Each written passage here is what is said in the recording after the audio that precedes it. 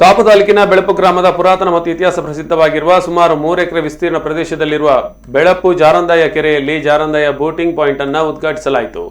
Boating point ಅನ್ನು ಉದ್ಘಾಟಿಸಿದ ಗ್ರಾಮ ಪಂಚಾಯತ್ ಮಾಜಿ ಅಧ್ಯಕ್ಷ ದೇವಿ ಪ್ರಸಾದ್ ಶೆಟ್ಟಿ ಮಾತನಾಡಿ, ಬೆಳಪು ಗ್ರಾಮವನ್ನು ಪ್ರವಾಸೋದ್ಯಮ ತಾಣವನ್ನಾಗಿ ಅಭಿವೃದ್ಧಿಪಡಿಸಲಾಗುತ್ತಿದ್ದು, ಅದಕ್ಕೆ ಪೂರಕವಾಗಿ ಅಭಿವೃದ್ಧಿಗೊಂಡಿರುವ ಜಾರಂದಾಯ ಕೆರೆಯನ್ನು ಪ್ರವಾಸಿಗರಿಗೆ ಅನುಕೂಲವಾಗುವ ರೀತಿಯಲ್ಲಿ ಅಭಿವೃದ್ಧಿಪಡಿಸಲು ಪ್ರಿಯಾ ಇನ್ಲ್ಯಾಂಡ್ ಫಿಶರೀಸ್ ಮತ್ತು ಬೋಟ್ ಸ್ಪೋರ್ಟ್ಸ್ ಸಂಸ್ಥೆಯ ಸಹಭಾಗಿತ್ವದಲ್ಲಿ ಬೋಟಿಂಗ್ ವ್ಯವಸ್ಥೆಯನ್ನು ಜೋಡಿಸಲಾಗಿದೆ ಎಂದು ಹೇಳಿದರು.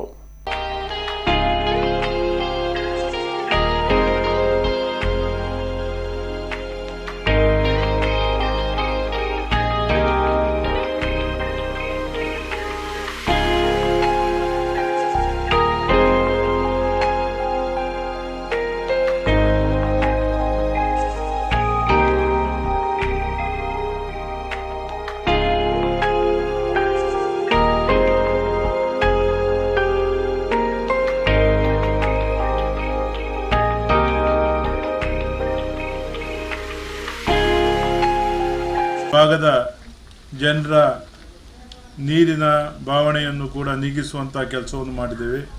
ಜಲಮೂಲ ಹೆಚ್ಚುವಂತಾಗಿದೆ.